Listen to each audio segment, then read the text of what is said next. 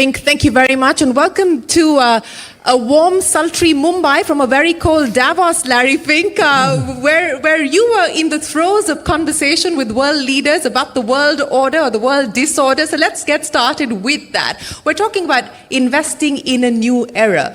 What are the changes that you foresee that will shape the investment choices, the investment decisions of leaders like you as we look at this new era? Well, first of all, it's great to be here in Mumbai. It's great to spend time with my partner, Mukesh, and the entire Reliance NGO team. So it's a real honor to be here. Weather is nicer here than it is in Davos, and much nicer than New York, where I had our board meeting last week. So it's good to be here. We talk about a new era to give people a foundational understanding where we are. As an investor, I don't look at any era.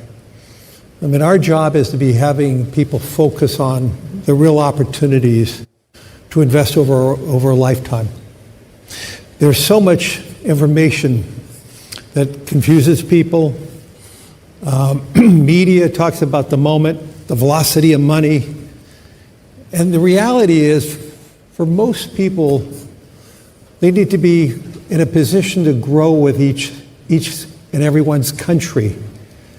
So when you think about the growth of India, it's not a quarter, it's not a day or a week, it's not a year, it's over a long horizon. And you could say maybe this is the era for India and over the next 20, 25 years. But if you use that as a foundational paradigm that we all want to think about, the era of India, forget about the era of investing for a second, but the era of India, the key for us, the key for Geo BlackRock is to compel more people to understand what does that mean, the era of India, and how do you participate in it? What we've learned in the United States, for that segment of the population that had invested with the growth of America, they're far better off than those who just kept all their money in a bank account. Mm-hmm. And so the key is, if you believe in the era of India, forget about the era of India investment, the era of India, which I believe in, we need to get more people investing alongside the growth of the country. And that's the role of the capital markets, that's the role of what we can be doing together. And to me, whether it's, you want to focus on AI, you want to focus on how we live, how we grow, how we educate ourselves, to me those are subsets of the era of India and the opportunity to be an investor alongside the growth of India. And to me that's a compelling story. It's not about, about tariffs or President Trump or anything else that's top of mind. We need to be compelling people to think about the horizon of investing over a long period of time, to grow with the great companies of India, to be a part of that and to participate in that. And I'm absolutely convinced, if you believe in that, in the era of India, we need to compel hundreds of millions of Indians to invest alongside the growth of India. And that will actually transform India in so many ways, because as more and more families invest alongside the growth of India, India has less needs for the importation of capital. And I do believe the combination of importation of capital from foreign investors who believe in the era of India, but the fundamental foundation of any country is having the domestic economy being built on the back of retirement savings, on the back of excess savings, to invest alongside of that. Well, thank you very much for those opening remarks. And, the era of India, says Larry Fink, that is certainly going to be one of the headlines that goes out this evening. But if I could ask you to explain to us what excites you the most about India. You referenced the tariffs, and, we've had a deal with the US overnight. President Trump and Prime Minister Modi have signed off on that reciprocal tariff agreement. So the overhang has lifted at least on one aspect of that relationship. How crucial a development is that, and what excites you the most about India today? Well, let's be clear, over 20 years it had no bearing. Maybe over the next 6 months or a year it had some significant bearing, but over time the foundational issues of India how it's able to leapfrog. I mean, you watch what has, over the last, I would say, since the era of the smartphone. And I think that's a pivotal point. 2012 was, I mean, think about your life before the smartphone here in India. But the beginning of the smartphone, the rollout of 5G, and how that transformed India in so many ways. When you think about how the Modi administration digitized the rupee and how it transformed commerce in India across the board. I am very worried about other countries. Even the United States is falling behind. We need to be digitized. We need to be thinking about how this all plays out. I think this is part of the democratization of India, and so now India is a leader in this. And so I could cite many things that give me optimism, but the fundamental opportunity is the huge intellectualism of India, the transform what technology. और इसी के साथ वक्त छोटे से break का, आप देखते रहिए news 18।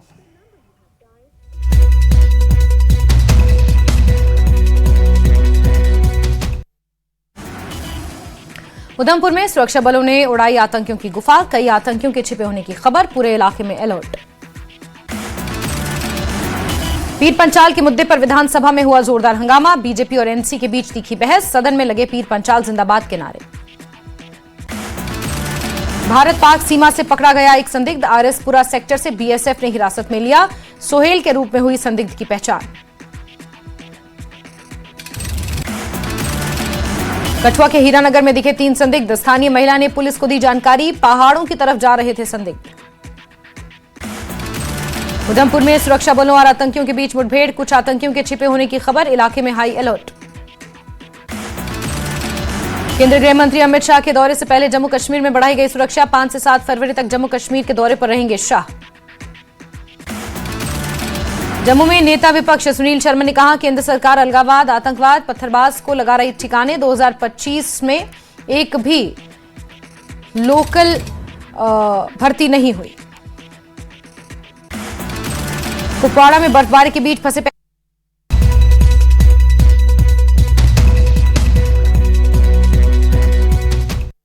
Just took me 5 minutes to saying Larry BlackRock should be back in India, and he said that's all it took. 5 minutes. Will you partner me? It was a car ride. We had to go to point A and point B, and we accomplished it in a car ride. In terms of and here you are with your full team, and we have launched the business. So thank you for again coming back to India, and India warmly welcomes you and your colleagues, and to all my colleagues from the industry and the financial community, a very warm welcome, and we look forward to working with each and every one of you.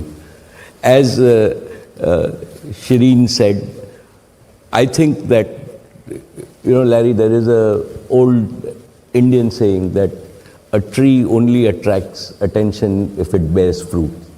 And today, in this new era, as you described it, India and the tree of the Indian economy is bearing fruit with great visibility, with sustainability and abundance. As everybody said, right, we are confident, like we are the largest growing fast economic growth in the world. 8 to 10% is possible and doable, and I think that sustained double digit is not ruled out. So that gives us and that is why we are, after a long time, attracting all this attention. And this has happened primarily because I think that the last 10, 15 years, right, we had 2 successive periods. We had 10 years of Manmohan Singh, where we focused on growth. And then we were very lucky to have now consistently 15 years of very stable leadership. So stable economic leadership defines a country. And I think that we have to be thankful to Prime Minister Modi for giving us this stability now for like going in, by 2029 it will be 15 years. Yeah. I also think that we've got what is different about this is we've got a very clear goal. A goal in terms of saying we have to be developed, Viksit Bharat by 2047, which every Indian aspires to and has started believing in. Second, we've executed at scale, right? While as Indians, we like to criticize ourselves, and we are not, and it's a good thing in a democratic mindset. But if you see, we've built more roads in the last 15 years than any other, like multiple times than any other country, including the United States at its peak. We've built like power capacities. We are now the leading renewable power producer in the world. We've built in our own industry digital capacities, 5G, that is better than most people in the world and cheaper than most people in the world in terms of what. And now every Indian village has got 5G. So, and I can go on, like we've built the same thing in terms of infrastructure, the roads that you see in Mumbai. For a long time we said that we will connect Mumbai to the mainland, and we now have the bridge that is running. So we've executed. We've also had policy which is sustainable. So even when you see between governments, right, we all thought that Aadhaar was the earlier government's piece. I think this government was wise enough to saying we've had continuity in policy at all times. In terms of that, we've had stability, we've had predictability. We've also been conservative. So as Indian successive finance ministers, we've always maintained our debt in order. Relative to global debt, we are still 50% of GDP as debt. So we are not, like the world norm is now 100%. So we've had, and I think that we've also in the private sector, and what excites me the most is the startup industry. When I interact with startups and we see young 28, 30-year-olds starting up companies, and I can clearly see, right, 100 new Reliances in terms of where, and the aspiration, the confidence that they have. And finally, it is the confidence that you see. Fortunately, we now operate across the length and breadth of India. So it's not only the confidence in forums like this, but when you see the confidence in young people going to school and colleges, wanting, and in parents today believing that their tomorrow is better than today, right? And that is a big, big change in India, that all of us, this is our baby boomer generation. This is the Indian generation that believes that they'll make a better tomorrow than today. And that's the confidence that we see as a result of all of this. And I don't want to rule out, like when everybody, we've also had, right, at least I think a sustained 15, 20 years of great law and order, right? And that is a prerequisite to continuous economic growth, social harmony. All of these things matter in terms of that. And hopefully, like we are now setting the foundation for many, many decades. The world sees that. And that is why, even like after the budget, we had the European treaty, we had, fortunately, the US. So the world is looking at us. We have, and we at Reliance get at least every month 3 or 4 global majors. We cannot say yes to everybody for partnerships in terms of saying we want to come to India and can we work together. So the world is taking notice of India. It's a tree laden with abundant fruit. And I have always believed that for profit and for prosperity, nobody needs an invitation. And that is why we are attracting all the people. And I think this is very, very sustainable over the coming decades. Sustainable for the coming decades, and 100 more Reliances, in your words, from the startup ecosystem. If that is, comes true and that bears fruit, it'll be a very, very different economy, as you point out, Mr. Ambani. But, I want to understand from you, since we're talking about Jio BlackRock, we're talking about the opportunity for India's financial sector. A lot of people are asking, is the ambition and the aspiration to disrupt this business just as you did with telecom, Mr. Ambani? Well, our ambition and aspiration starts with, what I admire about Larry. Right? And Larry is not only, right, the result-oriented CEO of a US top global multinational, right? But I think that he has a very compassionate and passionate heart, right? When he told me that, look, like at the end of the day, purpose of BlackRock is not to just make short-term results or not even to make returns, right, for my investors and my shareholders, right? If I cannot put this money to work, first for the betterment of society, and as a byproduct, I give my investors and shareholders returns, then I would have done my job. And that is the Reliance philosophy too. We've always believed that our minds match. And the purpose of Jio BlackRock, right? And I think that disruption is fashionable, but the opportunity that we see is that Indians have really been savers, right? Right from, if you look at our history, we have saved consistently over the last 5-6 decades.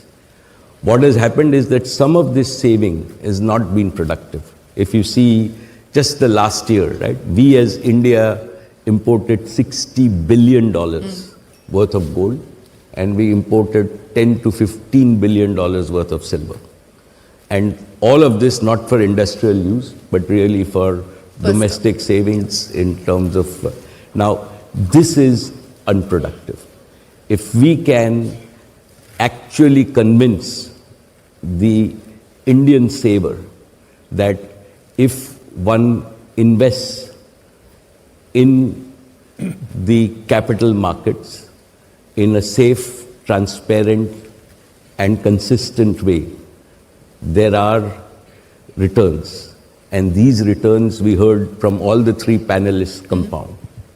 And for us at Jio BlackRock, the opportunity is to encourage Indians to save, but to make sure that we give them the options to convert those savings into earnings and hopefully compound their earnings so that they not only work for themselves, but they also work for the Indian economy. And that propels the Indian economy to grow in terms of what we want to do. And then we all grow together.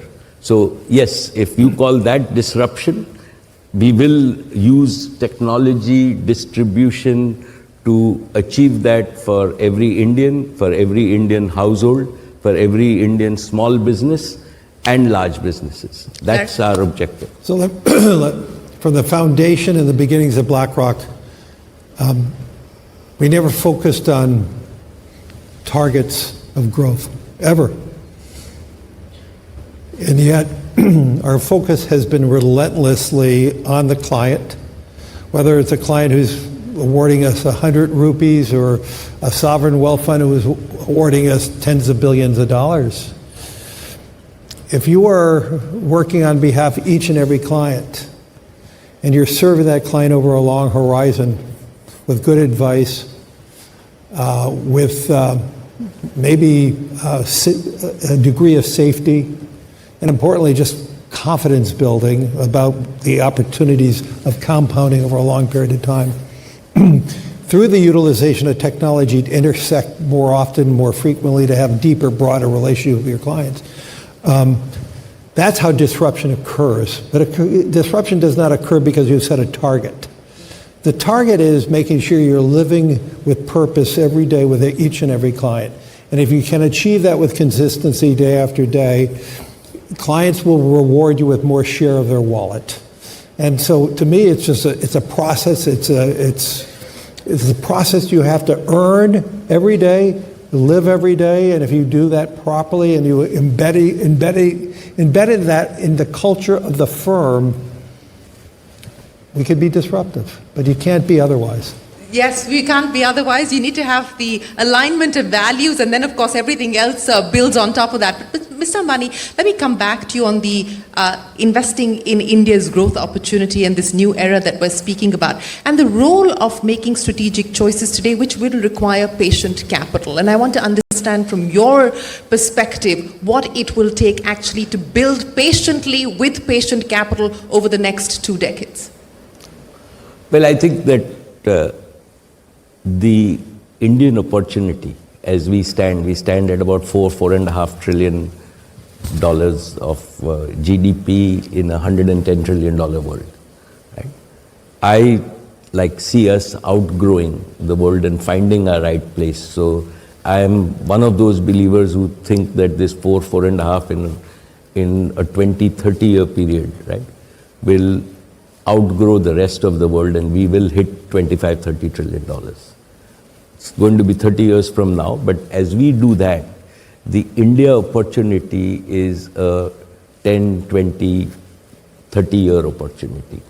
And when you think about solving India's energy problems, I am a believer that in the next decade, India will not import 80% of its energy. We have a path, and God willing, with technological breakthroughs, we will be reasonably self-sufficient in energy. Investments in such energy sectors which make us self-sufficient are 20-30 year time horizons. Investments in physical infrastructure that we still need. We have the opportunity to build with today's technology the physical infrastructure for 1.4 billion people. We've done a lot, but there's a lot more to do. These are also 20-30 year opportunities.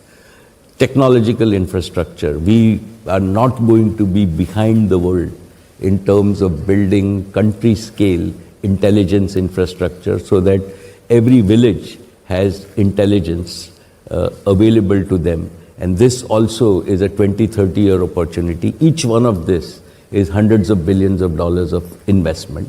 And within that, while the benefits are there, right, they are long-term, sustainable, compoundable opportunities, and that requires sustainable capital, which comes both from within and outside. And to my mind, India is attracting, we ourselves, our own experience in most of our industries is that it is not capital which is a problem, it is opportunities and execution, right? And the ability to give an overall transparent framework to both the consumers and the investors, which is the opportunity. It's not going to be limited by patient capital. The world recognizes that India, because the world also doesn't have many such scale opportunities where they can deploy on a few projects hundreds of billions of dollars. Absolutely. The market, of course, in India presents a very compelling opportunity across different sectors, as you spoke of. But Larry Fink, let's talk about AI and the power, the potential of AI. And you're a big believer in the AI story, not just for BlackRock, but in general.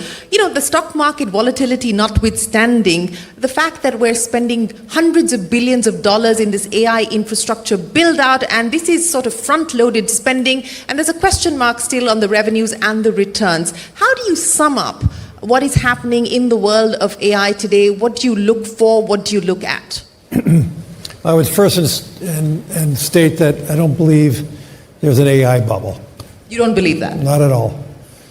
I believe the greatest risk we have is if we don't invest and continue to invest, China will win.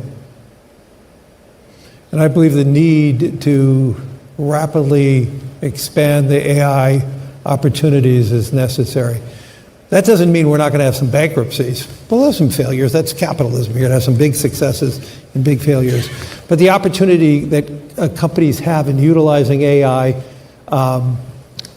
is going to be present in everything we do. I mean, even yesterday you had Anthropic announce a new model, which is going to be threatening for some businesses, but it's going to be an opportunity for other businesses. You mentioned Davos, and you mentioned the word cloud. There's no question AI is among the most topical conversations we're having now because it is disruptive. It's going to be disruptive for some industries, but it's going to also be very advancing. I mean, the future of AI in terms of drug discovery, in terms of humanity, is real. The use of AI for the development of new sources of power or cheaper sources of power, what can that mean in the long run for the global South? Could we have abundance in energy one day? Now that's still pretty far-fetched at this moment, but the opportunities of the acceleration of science is there. Rob Goldstein talked about, having the ability to use AI to learn everything about one subject in minutes now. And so AI is going to allow more discovery, more opportunities, and with that technology, like so many other technologies, it's going to be disruptive for some businesses and some economies. And the key for AI to be really successful in every society, we need to make sure that AI broadens economic success and it doesn't narrow economic success. We talked about that a lot in Davos the last 2 weeks, and that's going to be the real issue. Can AI be not only disruptive, but can it be expanding and broadening economic success throughout all economies? And that's going to be the big question about, how do we play that out? In the early part of AI, you're going to see countries that are huge winners and some countries that are going to be left behind. And so you have all this dynamism around how AI is going to be playing out. That is in the short run. In the long run, I think it's going to be more democratizing, but in the first few parts of AI, it's going to be more limiting. And so we look at AI as a huge opportunity. For us in navigating the $14 trillion that we manage on behalf of our clients, we have to use advanced technologies to process the business that we are already doing. And the same thing for all the other major companies. Through AI, you have better understanding of your clients, better understanding of your inventory controls. You have so many advantages by the application of AI and technology. And that is, in the long run, to be very powerful. In so many of the developed economies, we have excessive deficits. It's a conversation that was not talked about in Davos, about the excessive deficits, which is a substantial problem for many of the developed economies, including the United States. Can AI increase productivity? And if so, can we increase GDP with a diminishing population? That's going to be the question that Korea is going to be asking, and Japan's going to be asking, and Italy. Can you have a growing economy? Can you have a broadening of economic success with fewer people, with the utilization of AI and robotics? I believe the answer is going to be profoundly yes. But it also means countries that have very rapid growing populations, that's going to be a bigger question. And I think India is at the nexus of it, large base population, but the one thing that I've noticed, India is more accepting of technologies than many of the developed countries. India is more accepting of related to change than most developed economies. And so because of the large scale population, AI is going to create jobs and disrupt jobs, but for those economies that are willing to accept change and rapidly deploy that change in a positive way, and I think about India, the way it rapidly transformed its economy with the digitization of the rupee. I mean, to me, that was a wonder to watch. And so to me, AI is going to be a powerful growth engine in the world, but we need to make sure it's a growth engine for more. You're absolutely right. And, to your point about India surprising on the digitization front, this was a surprising fact for me as well. The Binance CEO in Davos telling me that India is the #1 adopter of blockchain technology. And that's something that I was not aware of. But Mr. Ambani, since we're talking about AI and we're talking about technology, to Larry Fink's point, how do we leverage all of this to create shared wealth creation? Well, I think that I'm a believer, have been a believer that we have to embrace technology. We cannot run away from it. And AI is real, right? From an India point of view, it is hugely advantageous. If we think about 200 million children in our schools, and if we now think about connectivity to all our schools, and we give ourselves a goal that in 1 decade, right, with a fraction of the total GDP that others spend on education, we can deliver to each of these 200 million kids, including in the remotest village, quality education, right? I think without AI, this problem, we could not have dreamt about solving it, and we will. We are also participating in this opportunity. This is a solvable problem. You take healthcare and saying India is a large economy, 1.4 billion people, but without any social security, without any organized health safety net, right, as yet relative to all the other countries. Can we deliver? Everybody, like the large economies, spend 8, 10, 12% of their GDP on delivering healthcare to their citizens. Large amount of it is wasted in terms of what, and everybody recognizes this. Can we in India take care of all our 1.4 billion people with a digital physical health system at a fraction of global costs? Answer is cannot do it without AI. Security, right? Again, critical for our safety for all our 1.4 billion people. If you use AI, right, and complement it with your law enforcement policies, possible to do. Simple taxation, right? We can now have the ability to have for each citizen, each company, the transactional transparency. So your tax paying becomes as simple as when you stay in a hotel and you have an electronic system, you can see all your transactions both ways and there are no disputes. And it becomes a much predictable, enforceable society. Can it? So that's AI. And we shouldn't get scared of AI. It's exactly like when the Industrial Revolution came, right? Humanity moved forward. Productivity moved forward. We moved from 0.3% growth for many, many decades or many centuries to 3% growth overall, right? And at that time, if you go back 200 years and if you ask people that can people travel 2,000 kilometers a day, right? We would say not possible.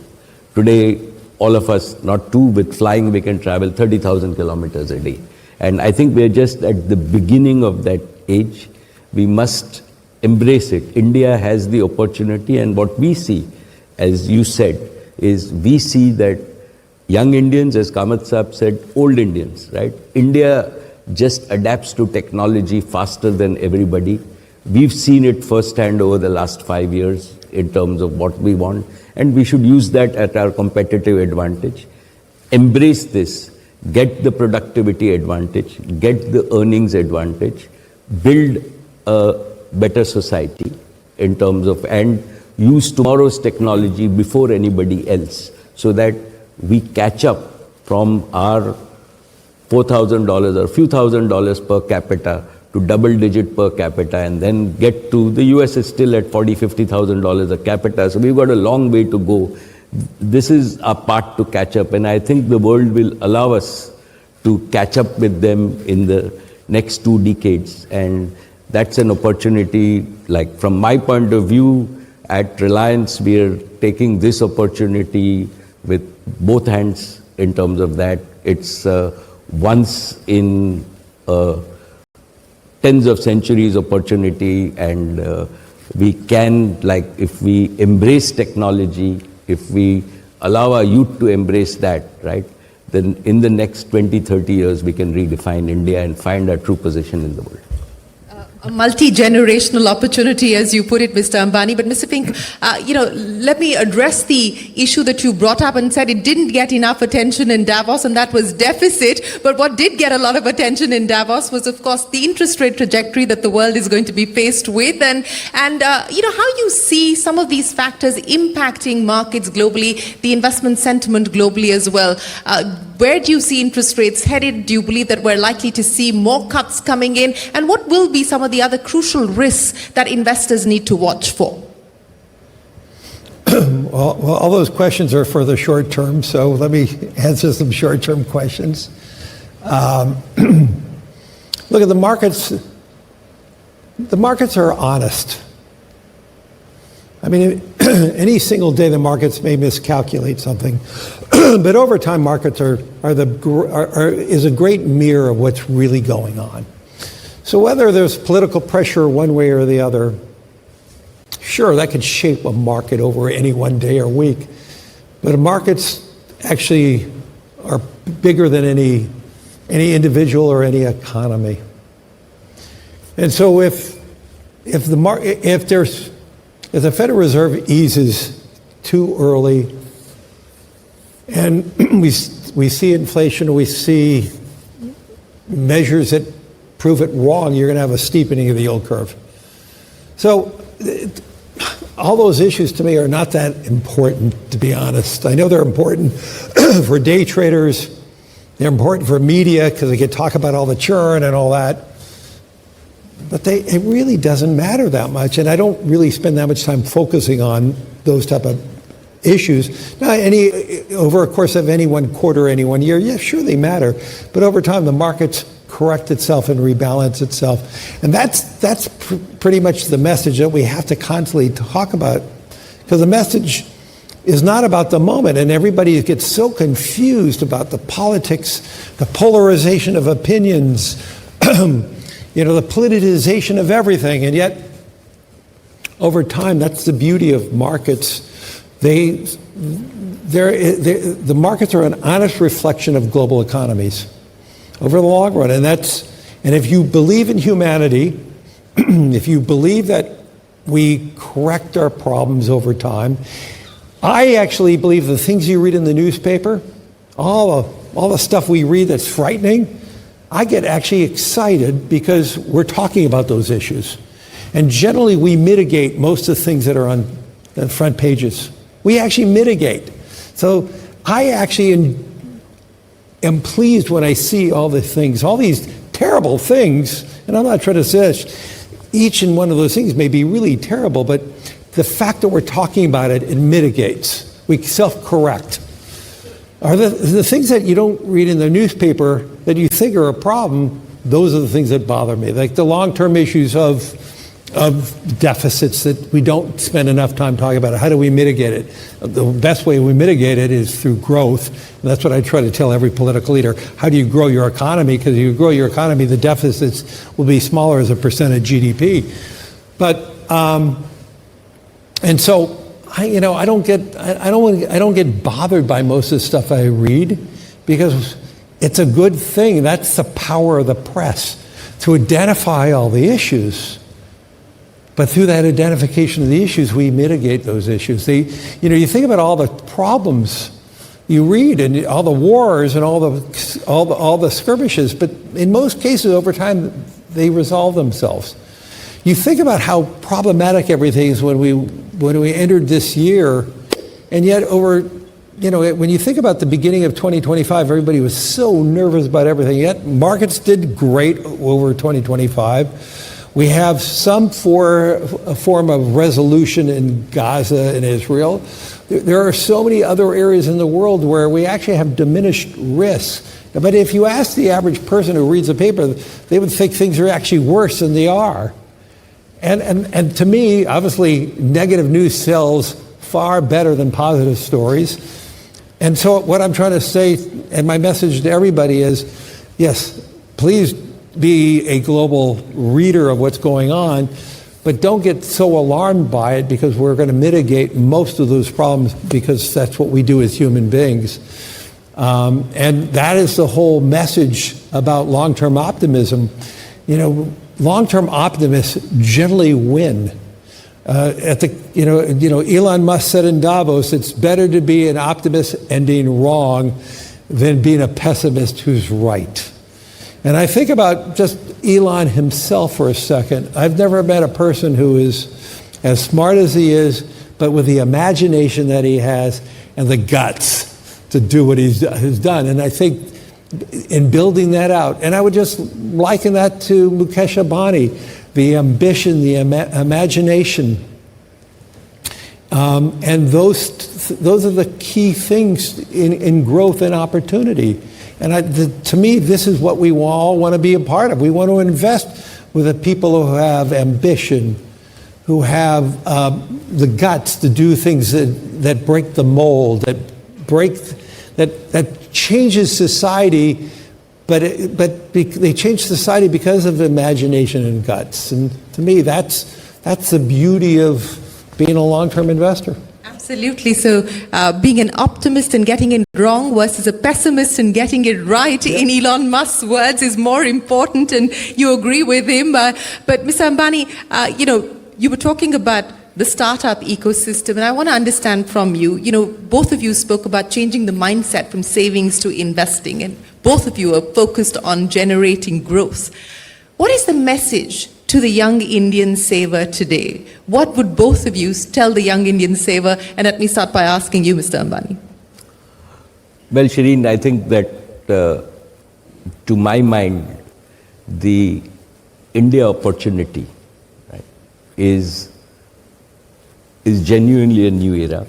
It's now, we can see it visibly over the next 2 or 3 decades in terms of, and all of us agree that growth, and we take growth for granted, but let me tell you, all over the world, people would die for 10% year-on-year growth, right? And we are growing on a large base, and we will sustain that.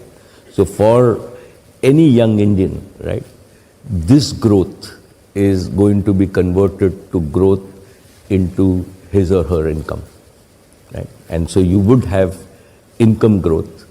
We've got to continue our savings mindset. We still want to be conservative. We don't want to inherit too many deficit problems. We are still okay. So as long as we save, and if we make that mental mindset in terms of saying we will go and invest our savings to grow with India back into productive uses, to have these productive uses, Jio, BlackRock, and the whole financial community. Today, to my mind, while we all talked about 1 minute, I still think that from my perception, right, access to investments and productive compoundable investments is complex, it's not affordable, and it's not available to all.